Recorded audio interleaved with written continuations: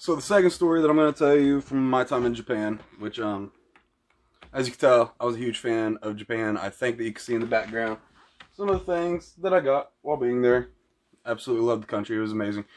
So, in the last story I was telling you about how I had an infected toe.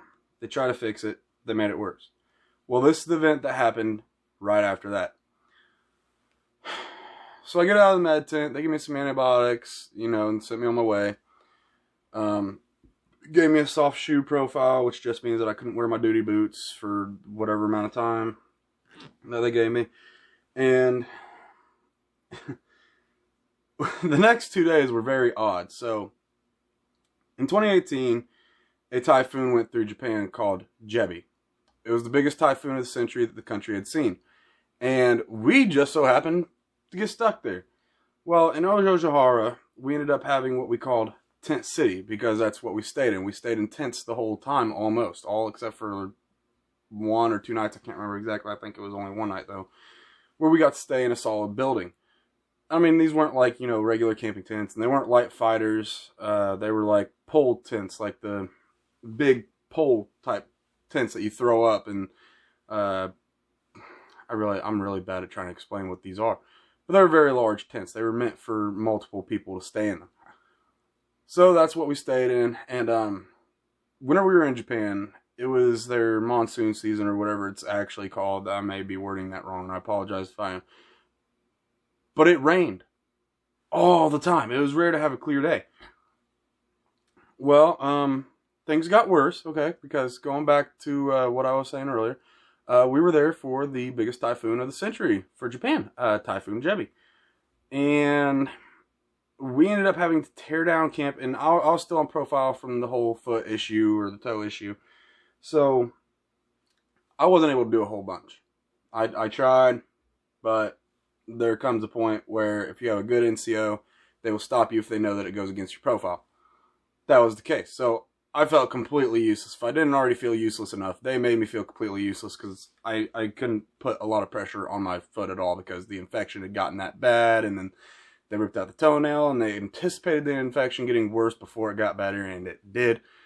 But, so in a single day, in just a matter of hours, we tore down an entire, village-sized tent city, packed everything, made sure nothing could go anywhere during this typhoon, and we packed up, and we headed to another base.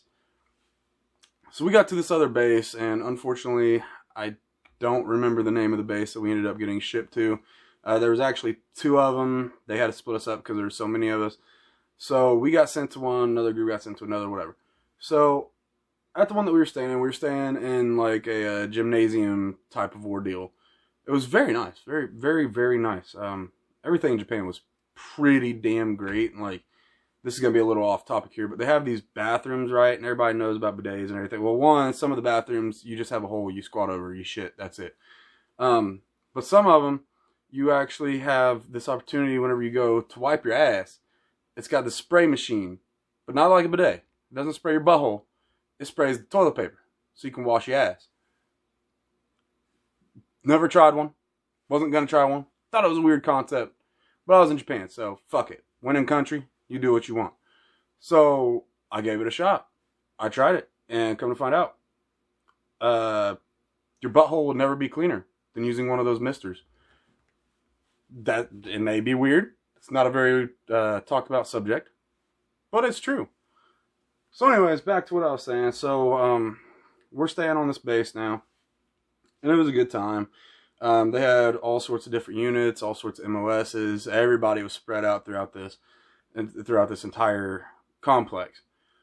Well, it was pretty cool, because the next day we got up in the morning, which, by the way, another cool thing is, so that night that we got there, we went to go to the showers, and so you get these showers, there's no walls, and there's no stalls, nothing like that. Everything is open. And so you got these shower heads along this wall. It goes all the way around this whole area, this whole big ass room. And then in the center of these rooms, you got 2 fucking, I don't want to call them hot tubs, maybe public baths. I don't know. It was weird to me. I didn't get in it. A whole bunch of naked dudes sitting in a fucking tub did not sound cool to me. whatever. It is what it is. Those who enjoy it, good for you. I'm not one of them. So that was kind of odd. So we get out, we head back to where we were staying, this gymnasium thing, auditorium. I don't even know what the hell it was actually considered. So trying to set that place up in one day, trying to do all this before the storms came from the typhoon. It was interesting because Sendai is off the coast, so we were in country just a little bit. Like we weren't too far from Sendai in the beginning. So of course, whenever it smashed hard. And oh, I wish that I had the video of one of my buddies who used his whoopee. And if you don't know what a whoopee is, it's a poncho liner.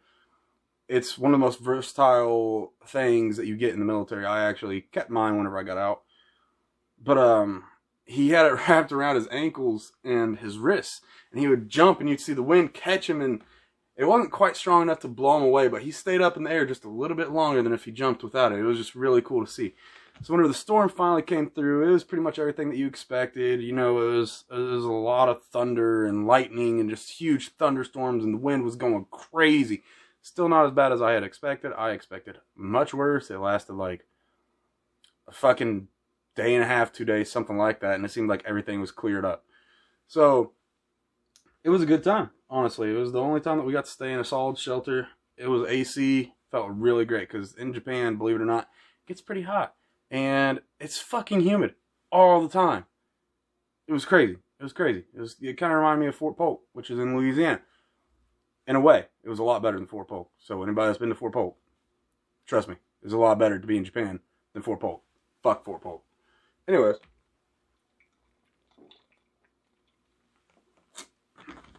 So, the typhoon passes, and we mowed back to where we were going. And we got everything set back up. Everything was a disaster.